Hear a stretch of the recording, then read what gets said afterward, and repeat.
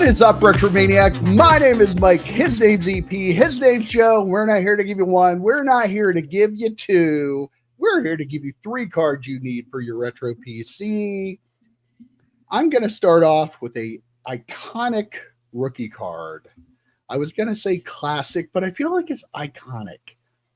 It is the 1990 Leaf Frank Thomas rookie card. And we're like 487 episodes into this show. I don't know how we haven't used this yet. Don't think we have, but I'm pretty sure we haven't. I looked back through the shows. This card, if you collected in the early 90s, was the chase. This was the one you wanted. Leaf baseball was crazy expensive. Frank Thomas was Frank Thomas. I love these cards. What a clean design. I have just always been one of my favorite sets. This card is actually on ComC. The cheapest one you can get is $17. On eBay, you can usually get them between 10 to 15 plus shipping for a raw card. If you're looking for a graded version, you get a PSA 8 for 15 to 20, PSA 9 for around 30, which seems like right. Go for the 9. Right? Yeah, go for the 9 in that case. And PSA 10s are only around 125. I mean, 90 Leaf was way more heavily printed than people really wanted to realize back at the time. But it's kind of like 89 Score. You know, it's an iconic set. It's a very popular set. So even though they were printed to the moon, they're still really popular and people buy them. So the prices are pretty strong considering I sold packs for like $6 in my pack sale recently. So that was a big seller. I love this card. I feel like I should get at least a PSA 9, maybe a PSA 10. How do you know that's not a PSA 9? Because it has lines through it, a line. Okay. Right all right. It was bad enough I actually pulled it from my one stack sale because I didn't want to sell it because I had like a print line in. So yeah, unfortunately mine is although the right day, the right grader. The grader got laid the night before. Right. It all checks out. If you watched the podcast this past week, you'll know what I'm talking about. Exactly. That's my card. All right.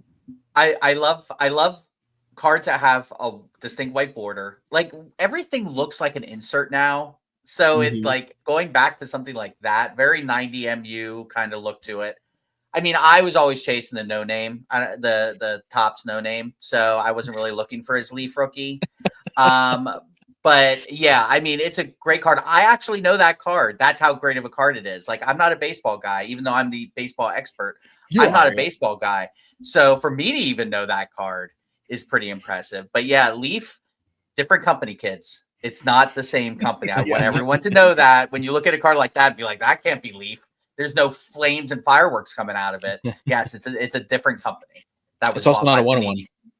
It's also not a 101, and it's not a sticker auto. 100 1-of-1s. Yeah. Right. Yeah, I think if I would have had that card, I might have used it already because like that is the Frank Thomas card. As much as I love 1990 Topps, and the no name on front is like this like legendary like unicorn thing or whatever. Anyway, but that card is the Frank Thomas card. that is the Frank Thomas card to own. I never owned it because, like you said, it was expensive. But packs were probably $1 or $3 or something like that back in the day, which was like, oh my god, I can't afford that. I think they might have been $5 by the time. Oh jeez. Yeah, EP, you're never getting one for $5. Come on. Well, like that's right. Like Upper Deck was probably $1, right? Because they're the higher end. Upper Deck was probably $1 or $1.25 or something like that. So yeah, $5, man. Yeah, I think I probably got like 1 pack of those back in the day, and so I never pulled that card. I never owned that card. But like getting a 9 for $30 just sounds like something that an EP move for sure. Oh yeah. Joe, I think your no name on fronts are going to be in the other case you're putting up. They are. Yeah. Listen to the pod, and you'll hear me complain if you hadn't watched the pod already this week. You'll hear me complain about that whole situation. Boy, that was something. Yeah, it was something. All right, EP, what do you have for us this week? I have a very cool card that was either given to me by Mike or Joe or our buddy Mike Jones or my buddy Rob. Somebody, I did not pull this card. So somebody gave it to me. My brother's sister's cousin's mother might have given it to me. Yeah. It was in my stack of Tiki Barber cards. So it's a Tiki Barber card, but it is a 2003 Topps All-American Tiki Barber. And I love this card in the set, and actually I might buy a box. The set is 150 cards, and you can see probably see it better in the big picture up there. But it's got 2 photos of Tiki Barber, both action photos, one with him running with the ball, one with him running with the ball, one almost being tackled. And I think this would be a cool set to put together and put in a binder, and just kind of look at all the different, like the 2 photos that were chosen for the set. And the back is also very cool. So I think it'd just be a cool set to be able to look at and have in a binder. It's like 18 cents on ComC. Trades for 18 cents on ComC. It's like $2. And I mean, even like the Peyton Manning in that set's like a 50-cent card on ComC. So I mean, you're going to be able to put that set together. The Carson Palmer is like $6. Like it's for some reason more than the Andre Johnson rookie. But there's only one Hall of Fame rookie card in that entire class. So it's a really he's a quarterback. Really could be. Well, yeah. But I feel like it would be a really cheap set to put together. I think, and a really cool set to have. I think that was probably me that gave you that because I have a ton of those. Okay. I must have opened up a lot of that back in the day. So I know I gave you a bunch of Tiki Barber, and knowing I gave you a bunch of Tiki Barber and knowing it that set, I'm going to guess it might have been me. I think that the thing is that you gave me multiple. You have given me multiple Tiki Barber packages, and so I figured it was probably you. But I wasn't. Whenever I see a Tiki Barber, I throw it aside and just give them because what am I going to do with them? Sorry to the person in my stack sales that are looking right. First, he never has any Tiki Barber. Just waiting every sale. Come on, Tiki Barber this time.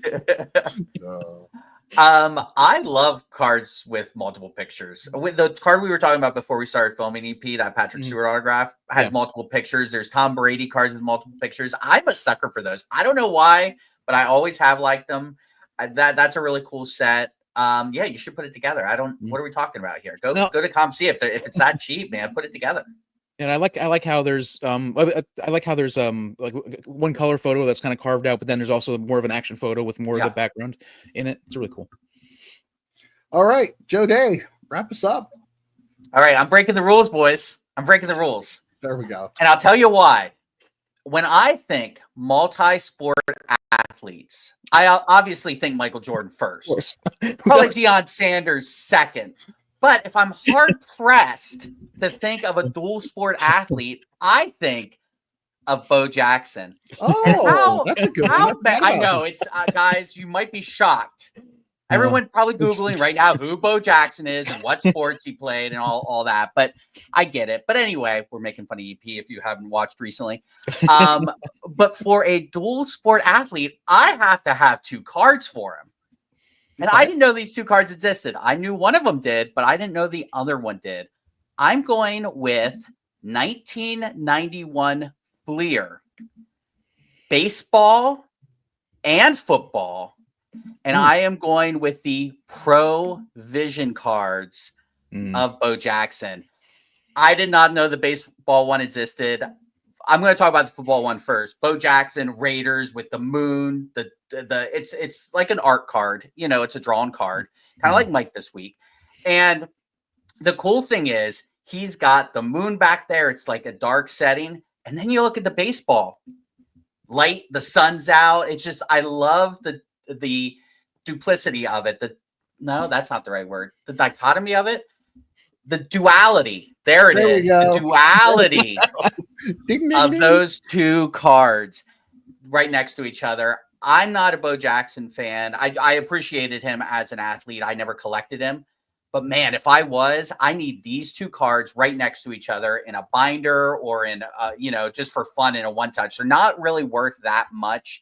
The football one, though, is wildly worth more than the baseball one. The baseball one you can pick up for like $2. The football one is going to get you between 15 and 20. The football one in a PSA 10 is $530. And if you look at some of the raw ones people are selling for $15 to $20, you can understand why. This card is beat to hell. But I wouldn't care if I was a Bo Jackson fan. Again, if I liked dual athletes and I already completed my Michael Jordan dual athlete collection, and then I already completed my Deion Sanders and move on to Bo, I think these are 2 cards to definitely add to your PC. You forgot Brian Jordan. Anyhow, the Bo Jackson, like he's the kind of athlete that when our generation passes on, like people are going to talk about Bo Jackson and they're going to like, no, like they're not going to believe half of the stories that you hear. Make them watch someone play Tecmo Bowl. That's all I'm saying. Right? No, I mean like running up the wall to make the catch, and just like the ridiculous freak athlete that he was. And so I'm a huge Bo Jackson fan. I don't collect a lot of his stuff, but I feel like as much of a fan as I am of the Provisions, I should probably have both of these cards. I'm surprised you don't. Those Yeah. Provisions And the baseball are fantastic. And people don't realize they weren't popular back when they came out of the packs. Like, especially the ones that were part of the set, that were just the subset of the set, like, kind of threw them aside. People, That's probably why they're all dinged to hell. yeah. So nowadays, people like I actually had this conversation with somebody on Twitter, and they didn't believe me. I'm like, no, these really weren't like, oh, I got a Provision kind of thing back in the day. Might have been oh, that's a cool card, but I don't remember people having respect for like art cards back in the early mid 90s as they do now, which these are fantastic cards. They're some of the coolest cards they made in that time period. So I'm glad they're getting their day. But yeah, Do you think it was because they weren't the Diamond Kings? Like everyone collected those, so they're like, oh, the Diamond Kings were insert cards, and inserts were just becoming a thing, and especially the ones that were subsets, like they weren't worth anything. Just like now, but people throwing cards aside because they aren't worth anything. Yeah. I wonder if 1991 Fleer baseball was the reason why maybe they started to get some popularity, because the base set was so horrible, where it actually was nice to get something different, or than that glow in the dark yellow. I'm kind of shocked at the price disparity between the two. Mm-hmm. Like one's $2. I mean, was he that much more popular in football, or is it just because they were harder to get? They didn't have any pack odds for those on TCDB, but the Edge. I mean, it's a cooler card, with the moon, and it's a little bit darker, so it's a little bit cooler. But I think the baseball one, I don't even like baseball, but I think that's a pretty cool card. The Deion Sanders 93 Fleer one, where he's like both football and baseball, and the Provision card, that's part of the set, but it's still like a $10, $15 card. So for 1993 Fleer football. Oh yeah. Yeah.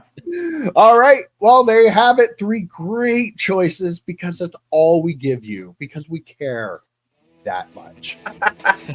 All right, guys. See you next week. See you, boys. See ya.